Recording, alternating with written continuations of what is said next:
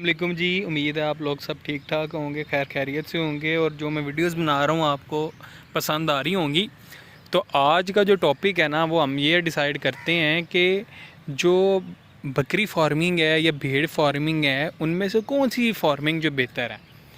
तो ये जी हमारा जो एक्सपीरियंस है 6-7 साल से हो गया फार्मिंग का, लाइव स्टॉक का भी और बाकी भी। तो एक्सपीरियंस बहुत अच्छा हो गया हमारा। तो उस एक्सपीरियंस के मुताबिक मैं अपने एक्सपीरियंस के मुताबिक बताता हूँ इसमें क्या है क्या नहीं है। भेड़ फार्मिंग है या बकरी फार्मिंग है, तो अपने इलाके के शौक़ हैं। जैसे सरगोदा वाली साइड पे या इस वाली साइड पे कजली भेड़ का बहुत ज़्यादा शौक़ है और वहाँ ख़रीदार भी है। कोई भी ख़रीदार उधर से जो है वो बकरी वगैरह ऐसा जितनी नहीं ख़रीदता जितना वो शौकीन बकरी फार्मिंग का है, जितना वो भेड़ फार्मिंग का है या भेड़ें जो लोग रखते हैं उनको ज़्यादा फ़ायदा है एज़ कम्पेयर टू जिन्होंने बकरियां रखी हुई हैं। तो वो भेड़ है। अब जैसे मिसाल के तौर पे ये हमारे पास माशाल्लाह से बकरियां हैं, कुछ अंदर कुर्बानी के लिए बकरे फिर रहे हैं। तो इसके अंदर आप देखें कि ये खुला प्लॉट है, इसके अंदर कुछ भी नहीं अभी लगाया हुआ, कोई पट्टे नहीं लगाए हुए और ये सुबह 9 बजे से ऐसे खुली फिर रही हैं। इस पर हमारी टोटल ज़ीरो कॉस्ट आ रही है। अब इनके माशाल्लाह से पेट देखें, ये तकरीबन शाम के 4-5 बज गए हैं और ये बकरा जी आगे आगे भागी जा रहे हैं। तो मैं आपको उनका पेट दिखाने की ट्राई कर रहा हूँ कि माशाल्लाह इनकी सेहत देखें। इनको अभी हमने कोई वंडा वगैरह स्टार्ट नहीं करवाया, कुछ भी नहीं अभी स्टार्ट करवाया, हल्की फुल्की गंदम स्टार्ट करवाई हुई है। और अब इंशाल्लाह ईद आने वाली है, रमज़ान ख़त्म होने वाला है और 2.5 महीने रह गए तकरीबन ईद में, बकरा ईद में। तो अब इनकी हम ज़रा प्रोटोकॉल शुरू करेंगे और आप देखेंगे कि इनकी वीडियो आप देख लें और इंशाल्लाह मैं बाद की भी वीडियो आपको दिखाऊंगा कि जब प्रोटोकॉल फॉलो करवाएंगे तो कितना फ़ायदा होता है। तो अभी मतलब मिसाल के तौर पे ज़ीरो कॉस्ट पे है। इधर फिर आप बकरी रख लें या भेड़ रख लें, वो आपको मुनाफा ही मुनाफा देगी। अब जैसे ये हैं छोटे छोटे बच्चे फिर रहे हैं, ये बच्चे फिर रहे हैं और उसके बाद बात आ जाती है, देखें मुझसे तो डरते भी नहीं है। उसके बाद बात आ जाती है सारी आपकी ब्रीड की।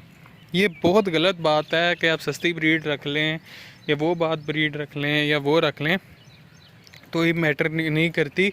हाँ, अगर आपका फार्म पे है और इस तरह आपने चराई सिस्टम बनाया हुआ है अपना, या आपकी बकरियां सिर्फ चराई पे जाती हैं और शाम को हल्का फुल्का दाना दूना डाल देते हैं, तब तो आप जो मर्ज़ी रख लें वो आपको मुनाफा ही देगी, उसमें आपको कोई नुकसान नहीं होगा, आपको मुनाफा ही मुनाफा है।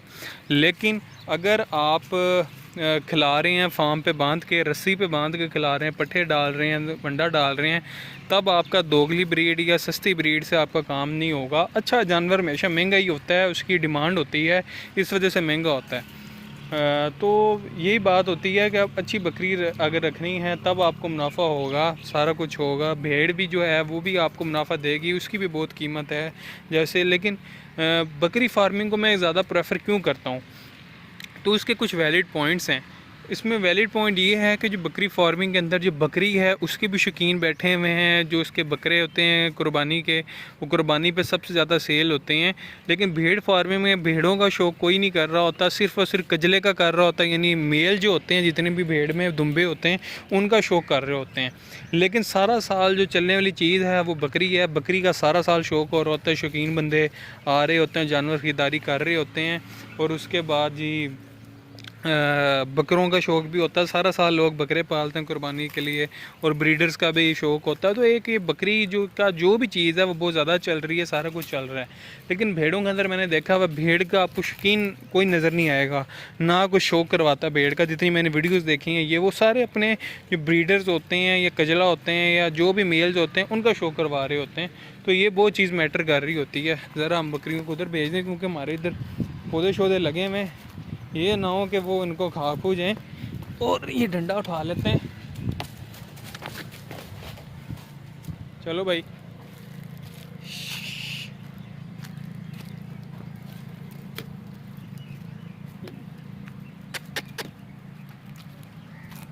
बकरी की ये टेंशन होती है, जो बकरियां हैं ना या बकरे हैं वो तंग बहुत कर रहे होते हैं। भेड़ जो है एज़ कम्पेयर टू ज़रा सॉफ्ट जानवर है, उसको जिधर छोड़ दो वो उधर ही खड़ा रह जाता है, उसे ये कोई इतनी टेंशन नहीं देनी पड़ती है, कोई इतनी परेशानी नहीं होती। तो ये चीज़ें हैं। तो भेड़ फार्मिंग बकरी फार्मिंग ये ज़रूर फ़र्क आता है, ठीक है। तो उसके बाद अब देखें हमारे पास कोई चिराग सी बनी हुई है, हमें कोई टेंशन नहीं है, सारा दिन फिर रही होती है माशाल्लाह से, अपना पेट इन्होंने इस टाइम भर भी लिया हुआ है।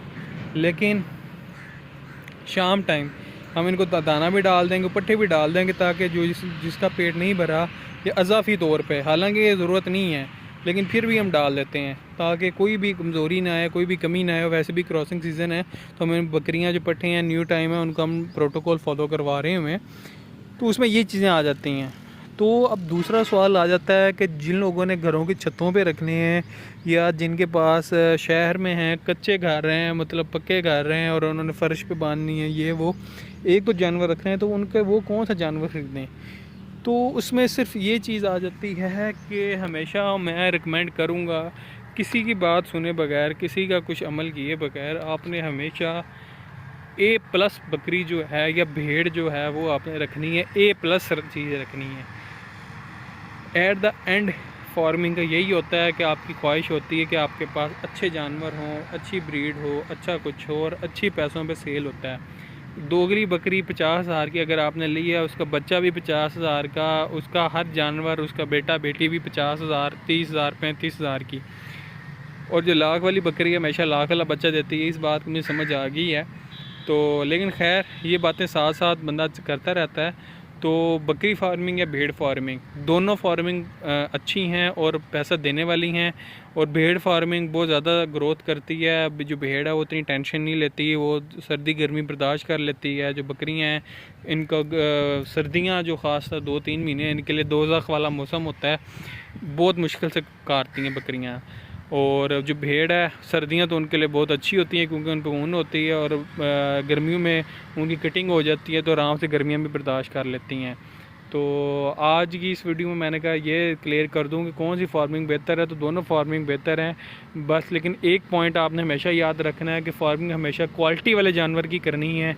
और अगर तो फ्री है, अगर आप चराग है आपके पास, चराई पे जाती हैं, तब दोगली भी चलेगी और क्वालिटी वाली भी चलेगी, सब कुछ चलेगी, वो आपको नुकसान नहीं है। लेकिन अगर आप पट्ठे मंडी से ला रहे हैं या घर में बांध रहे हैं, TMR खिला रहे हैं, कुछ भी कर रहे हैं और आप दोगली रख लें 20,000, 25,000 वाली, 30,000 वाली, तो हमेशा आपको नुकसान ही देगी, आपको फ़ायदा नहीं देगी और आपका जो शौक़ है वो ख़त्म हो जाएगा।